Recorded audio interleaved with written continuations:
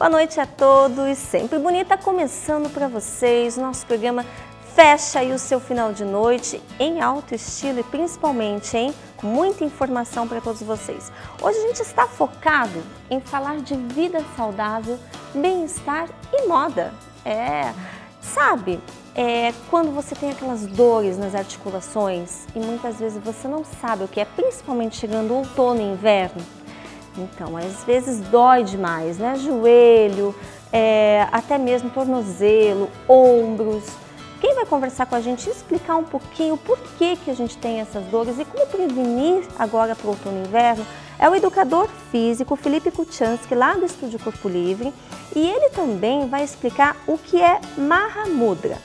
Ele vai estar aqui com o fundador do Mahamudra aqui no Brasil, o César Cucci, e eles vão explicar um pouquinho mais o que é essa técnica e essa nova geração saúde que está surgindo, que envolve o teu bem-estar físico, emocional, espiritual, enfim, muito bacana que vocês vão conferir aqui no nosso programa. Também vamos falar de moda, mas aquela moda plus size que muitas vezes a gente precisa, né? Tem muita gente que não sabe o que vestir, que tem um manequim acima de 46, tem dificuldades de comprar roupas. A gente está aqui com uma consultora de moda que vai dar esse embasamento, ela que é empresária de moda plus size, entende bem do assunto, vai explicar para você o que é melhor, o que combina, principalmente agora no outono e inverno. Vou falar com a Andréia Otero, ela que é da Otero Plus Size. Também, para começar o nosso programa, já assim, de cara, como é que tá o seu coração? Tá bem? Tá batendo bem? Não tá doente não? O meu tá bem. Bom, a gente vai saber quais são as doenças do coração e olha que são bastante, hein? São muitas e que muitas vezes passa assim por uma dorzinha despercebida e a gente nem sente, acha que não é nada e de repente pode desencadear em algo maior que pode se agravar. Eu vou conversar aqui com o Dr. Sanderson Calduro, ele que é cardiologista da Cardiosaúde e já está aqui para conversar com a gente. Tudo bem, doutor? Seja bem-vindo. Muito obrigado pelo convite, boa noite. Ai, que bom tê-lo aqui. Doutor, quando a gente fala em coração, a gente pensa assim, se eu tiver problema do coração, é lá quando eu já tiver uma idade avançada. A gente nunca pensa que pode ter uma doença novo, né?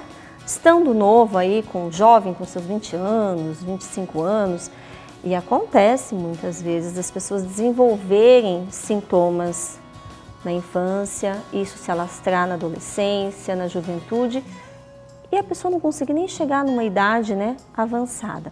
Eu te pergunto, o que o clima tem a ver com isso? Porque a gente acha que não, mas tem.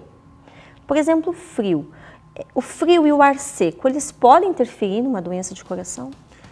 Boa noite. Então é assim, no inverno a gente vê que há uma incidência maior de pessoas com problemas cardíacos, que já tem algum tipo de problema cardíaco, mas que venha manifestar mais a doença.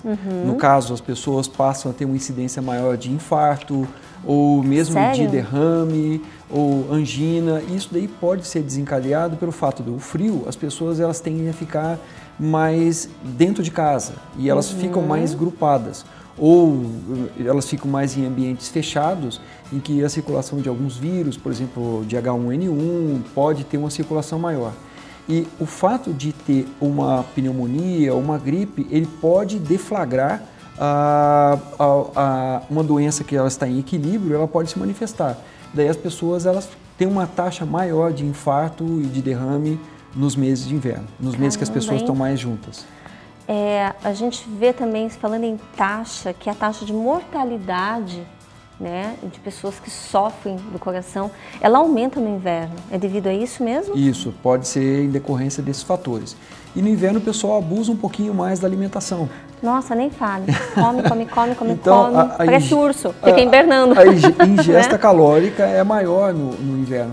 Então a pessoa come mais carboidrato, ela ingere mais sódio. Consequentemente, o diabetes vai aumentar um pouquinho, a pressão vai aumentar um pouquinho, e diabetes e pressão alta a gente sabe que está correlacionada com o aparecimento de doenças do coração. Então isso aí pode acontecer, são algumas características próprias da estação. Entendi. Quando a gente fala de doenças do coração, a gente pensa que uma simples dorzinha é só uma dorzinha, mas não. A gente tem que saber identificar, né? Quais são as doenças mais frequentes? o que a gente mais vê, assim, o ponto final das doenças do coração seria infarto, pressão alta, arritmia cardíaca, esses seriam os pontos finais, né? Cardiopatias, tem o coração dilatado e tal. Caracteristicamente, a gente fica preocupado com doenças do coração quando essas pessoas começam a ter mais cansaço do que o habitual, mais falta de ar do que o habitual, ter palpitações. Então, por exemplo, ela fazia algum tipo de atividade dentro de casa, ou alguma atividade física, alguma coisa assim, que ela sentia um determinado nível de cansaço. Ela começou a ter mais cansaço do que o normal. Isso aí pode indicar que ela está tendo descompensação de alguma doença. As doenças mais comuns, então, são o infarto, aquele ataque cardíaco, que as pessoas falam, né, que tem uma mortalidade muito alta, 25% das pessoas que têm ataque cardíaco, elas, 25% morrem entre o primeiro momento do início da dor no peito até 24 horas após. Os outros 75% têm uma chance de ir ao hospital, alguma coisa assim. O problema é que as pessoas confundem, às vezes, uma dor que é uma dor simples de uma dor que é uma dor de infarto. Às vezes elas são muito diferentes, e principalmente nas mulheres. A dor de um ataque cardíaco na mulher é diferente da dor de ataque cardíaco em homem. Então, um desconforto no peito, um mal-estar no estômago, uma distensão no abdômen, uma tontura, um peso na cabeça, eventualmente pode até significar que a pessoa está tendo um infarto, um derrame, alguma coisa assim. Isso pode acontecer em qualquer idade, porque quando a gente pensa, como eu falei no início da nossa conversa, a gente vê incidência de pessoas mais jovens terem problemas de coração ultimamente, né? Então, isso pode acontecer em qualquer idade? Isso pode acontecer, antigamente a gente pensava, né? Um senhor de idade, uma senhora que está com dor no peito, teve um infarto e morreu. Ok, foi. Hoje não, hoje a gente consegue ver em consultório mesmo, a gente vê pacientes que na faixa dos 30, 40 já começa a ter algum tipo de manifestação. Isso nem tem uma causa. Hoje as pessoas elas são mais sedentárias, hoje em dia a gente come mais do que precisa, os alimentos eles são mais calóricos, a abundância de comida é maior e nem sempre comida de boa qualidade. A gente come comida que é comida industrializada, que a gente tem que ter um limite para isso daí, né? A gente teria que comer coisas mais frescas, se exercitar mais e se estressar menos. Oxe. É isso justamente o que não acontece, né? Verdade. A gente teve ganhos com a tecnologia que nos favorece de muitas maneiras, facilidade de acesso a várias outras coisas, mas ao mesmo tempo a gente fica cada vez mais quieto e comendo sedentário, mais. Né? É isso mesmo. Nem se comunica direito. Não, agora é só celular. Teclando. Então, quando a gente fala de fatores, que você já está entrando nessa questão, quais são os fatores que mais desencadeiam problemas de coração, doenças do coração? É uma boa pergunta essa. A gente tem alguns fatores que eles juntos, eles começam a causar mais doenças do coração. 2 fatores que a gente não consegue mudar, que é a genética e a idade. Então, à medida que a gente fica mais idoso, a gente tem mais chance de ter problema do coração. E a genética, você já nasce com aquilo. Quem tem algum familiar que já teve algum problema cardíaco, tem uma chance maior também. Os outros são sedentarismo, estresse, tabagismo, obesidade, hipertensão arterial, diabetes e colesterol aumentado. Então, eles se somando, eles vão fazer com que a pessoa tenha mais problemas. Que a pessoa consiga enxergar. E como que a pessoa consegue se autodiagnosticar no sentido assim, opa, tem algo errado com o meu coração? Como é que eu consigo perceber? Lógico, o ideal é prevenir, fazer um exame de prevenção sempre, mas muitas vezes a gente não é assim, né, doutor? Isso, não adianta. Na maioria das vezes a gente não é assim. Não é. Então, nesses casos, a pessoa tem que se conhecer e ela tem que se informar. Uma coisa boa é que hoje em dia as informações elas estão mais disseminadas, né? Então isso é uma coisa muito boa. Mas se você consegue saber esses fatores que eu acabei de citar, quem tem pressão alta, diabetes, geralmente a gente tem alguém na família que tem diabetes, pressão alta, que já teve infarto, que já fez um exame, alguma coisa assim, essas informações elas estão mais à tona. E prestar atenção nos seus sintomas, se você está mais cansado, se o teu coração está palpitando mais, se você está tendo mais tontura que o habitual, um desconforto, um mal-estar, esses são sintomas que eles são mais alarmantes. Então é bom prestar atenção nisso também. E um check-upzinho também não custa mal. De quanto em quanto tempo é bom fazer esse check-up? Para quem tem menos de 30 anos, uma medida de pressão, uma consulta, um exame de sangue, pelo menos uma vez a cada 1 ano, a cada 2 anos. Depois dos 40, acho que isso aí é anual, né? Você veja, é importante, a gente sempre está prevenindo. Outra pergunta que me é muito assim persistente na questão dos problemas coronários, que a gente sabe que tem muita gente que opera, né, o coração devido a isso. Ele é só relacionado ao acúmulo de gordura ou não? Pode ser outros problemas? Podem ser outros problemas, que eles se juntam e vão fazer o problema coronário. Então, só para entender, a coronária é a artéria que passa por cima do coração e que leva o sangue para o coração, que é um músculo, se contrair. Se a gente pensar assim, ó, o coração é do tamanho da mão. Geralmente dizem que é, né? O tamanho da mão da gente. É o teu punho fechado no centro, virado para o lado esquerdo. E a coronária, ela é fininha. Ela é como se fosse, pensa numa caneta que tem aquele tubinho com a tinta. Então, a coronária é daquela espessura ali. Ela Nossa, muito fina. É muito fininha. Então, o acúmulo de gordura ali acontece com bastante frequência, principalmente à medida que a idade vai avançando. Mas se a pessoa tem colesterol aumentado, a pressão é alta, se tem diabetes, se ela tem costume de comer mais gordura, principalmente se as pessoas fumam, aí esse acúmulo de gordura ele vai ser maior. Você perguntou se isso aí acontece por acúmulo de gordura ou se tem outra causa. Bom, esses fatores que eu falei, eles podem fazer com que acumule gordura. A gordura é responsável por 90%, 95% das vezes em que o infarto ou os problemas coronários acontecem. Outras vezes pode ser porque, às vezes com o estresse, a coronária ela simplesmente encolhe e a pessoa tem um espasmo por estresse. Encolhe e a pessoa tem uma coisa chamada angina.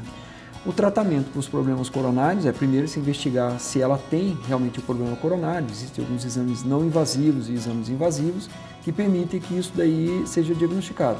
E se for diagnosticado, tem que saber se trata com medicação, se faz um cateterismo, se faz uma cirurgia, alguma coisa assim. O senhor falou da angina. A angina todo mundo acha que é só uma dorzinha no peito, né? A arritmia também, que nem é algo, só deu aquela disparaçãozinha, mas já estou bem. Mas não, às vezes pode desencadear um problema maior, né, doutor? Normalmente a angina e a arritmia, elas são manifestações de um problema maior. Que está acontecendo. A gente pode ter a arritmia, o disparo no coração por uma emoção.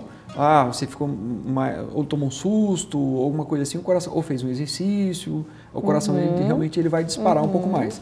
Mas em situações que isso não está contemplado, você está quieto ou teve um estresse, alguma coisa assim, começou a ter uma palpitação ou uma irregularidade no batimento. Ardência. Ou no caso da angina, uma ardência, um aperto no peito, normalmente é um aperto, uma dor do tipo aperto mesmo, que ela pode se irradiar para o braço esquerdo ou aqui para essa região da mandíbula.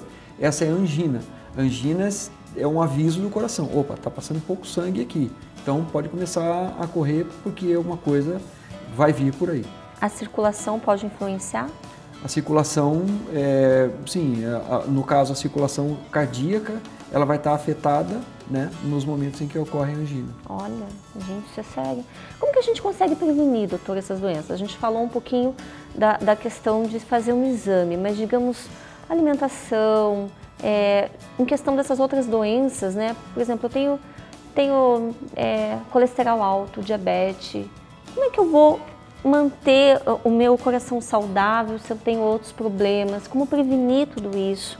Então, a gente tem que começar a desenvolver bons hábitos, né? E bons hábitos a gente começa a desenvolver na infância. O adulto, às vezes, ele tem que mudar de vida para passar para ter esses bons hábitos. Bons hábitos significa mexer o corpo. Você não precisa estar matriculado numa academia, se tiver melhor, que te gera um pouco mais de disciplina. Mas se você mexer o teu corpo, você se alimentar nos horários certos, comer pouquinho, várias vezes, colorir o teu prato, evitar uma ingesta... Comer devagar ajuda? Essencial. Aí, ó, não vou ter nunca problema de coração, então, gente. Comer devagar ajuda porque você tritura melhor os alimentos, você se satisfaz mais com menos quantidade de alimentos e o teu organismo ele tem que gastar menos esforço, ele vai ter que fazer menos esforço para digerir aqueles alimentos que você consumiu. Olha. Então faz bem. Quanto menos carboidrato, melhor, né? Tomar muita água durante o dia. Você não precisa esperar ter sede para tomar água. Tome água. Leve alguma coisa, uma garrafinha de água para você se lembrar. Procure ter disciplina para dormir também. Um bom horário de sono significa uma pessoa descansada no dia seguinte, uma pessoa descansada... Quantas horas? Cada um tem seu timing. Tem gente que com 6 horas está descansado, tem gente que precisa de 8 horas, mas o mais importante é evitar passar de determinados horários. O horário certo de dormir é, sei lá, entre 9 e 11 da noite, para que você possa acordar às 6, às 7 da manhã no dia seguinte, tá inteiro, tem gente que gosta de fazer atividade física de manhã, tem gente que gosta de fazer à noite e tal, mas para você começar bem o seu dia descansado, quem acorda não está completamente reconstituído, é uma pessoa que ela é mais preocupada, ela é mais estressada, ela se preocupa com coisas que nem vão acontecer e, consequentemente, a vida nos cobra. Fica de mais mau humor, né? Mau durante humor, o dia, que não aí a dormiu pressão direito. aumenta, uma série de coisas acontecem. Então faz assim, pessoal, dorme depois da meia-noite, nosso programa passa das 11 meia-noite, tá? Depois da meia-noite você pode dormir, tranquilo, acorda no outro dia umas 7 da manhã, já tá bom, Tá né, doutor? ótimo. 6 da manhã, 7 tá bom. Com 6, 7 horas tá. Aí, ó, fechou. Doutor, morte súbita, a gente ouve muito falar nisso, né? Tem pessoas que estão bem, de repente essa pessoa tem óbito, entra em óbito ali e pronto, acabou.